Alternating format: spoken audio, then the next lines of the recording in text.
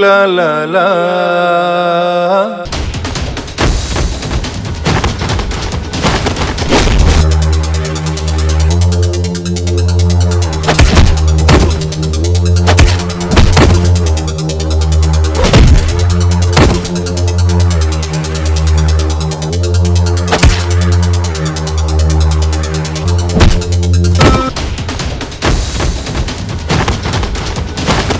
का मोती कॉलेज नहीं चले की का?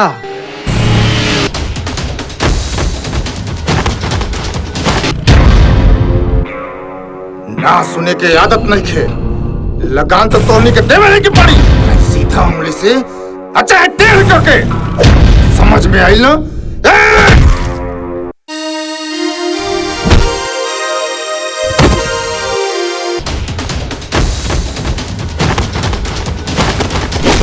ए मर्दवा इतना बड़ा ढडुक के पाड़ा होके अब बुलका चुआ तलो।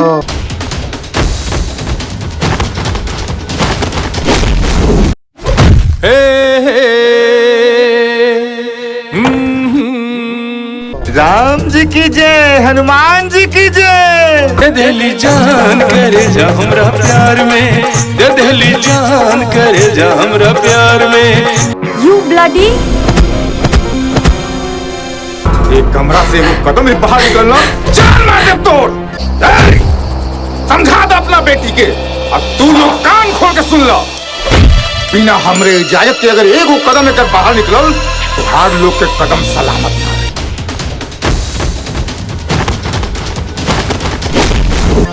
अरे हटबो करबो की दबा के मुआइए देबो। I love you.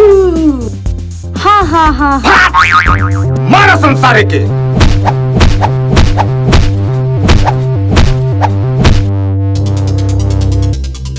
जे टेलर देखला के बाद नहीं ठाकुर साहब, फिल्म के स्टोरी समझ में ना आवे ओकरा के तो पूरा फिल्म दिखावे के पड़ेला।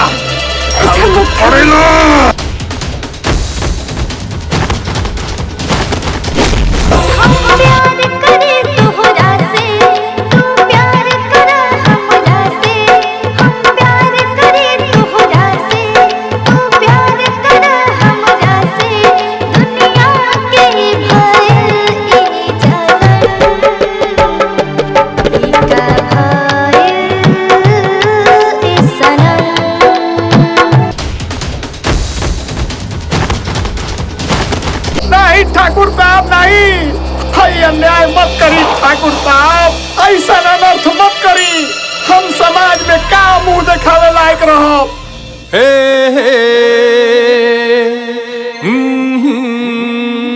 ला ला ला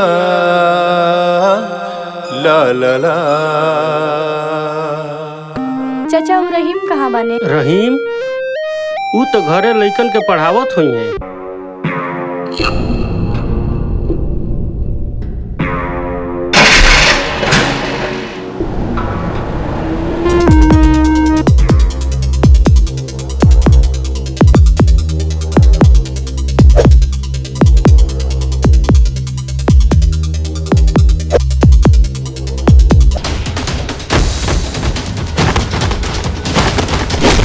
बतिया के बतिया पे हम सोचत रह गए ने, तू हमके भूल जइबू हम मर जाइब तोहरा प्यार में। रतिया के बतिया पे हम सोचत रह गए ने, तू हमके भूल जाइबा हम मर जाइब तोहरा प्यार में।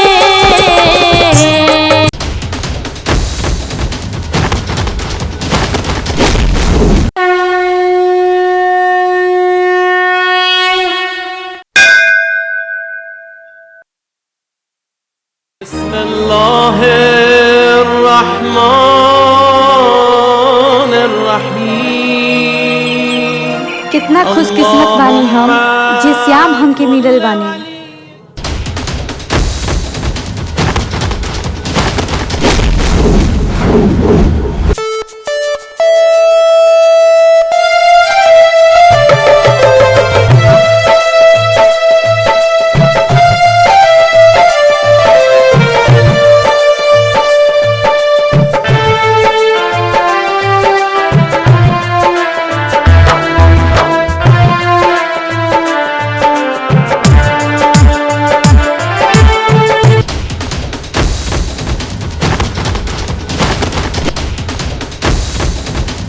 जिया हमर कब से बेकरार भइल बा, जिया हमर कब से बेकरार भइल बा।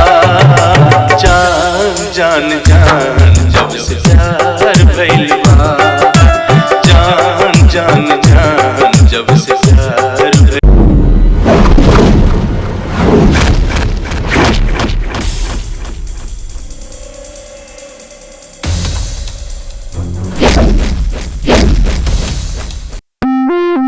रहीम के घर केने बा?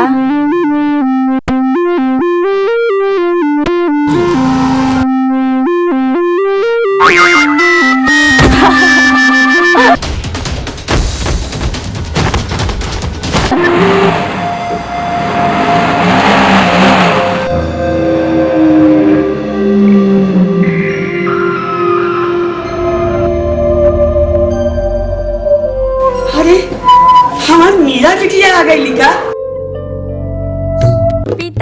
पिताजी हम आ गए ने। हमरे रानी बिटिया के कोनो तकलीफ त ना भइल?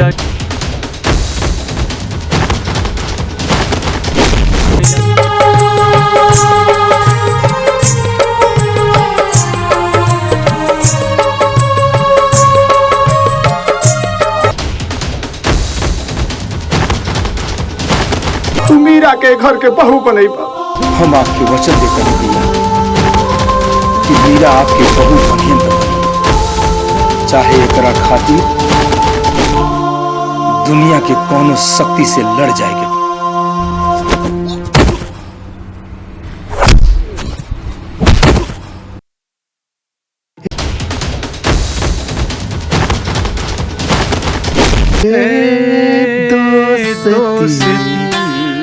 हम नहीं छोड़ेंगे दम मगर तेरा साथ ना छोड़ेंगे। बाकी हम तो से मोहब्बत ना करेंगे। कैसे कबूतर भाभी उ कहा कि परीक्षा कपारे पर बाना, यही के तैयारी करे खातिर हम एक्स्ट्रा क्लास करते।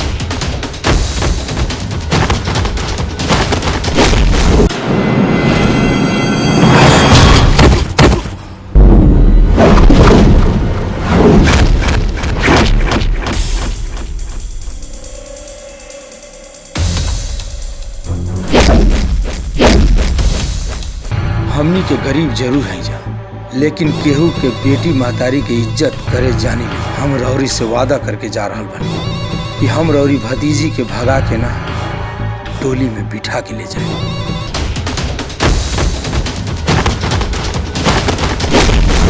तहरे बिना धड़के जिया, तहके का पता।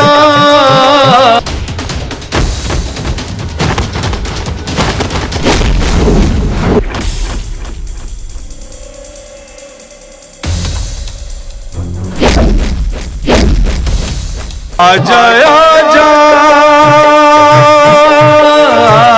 आजा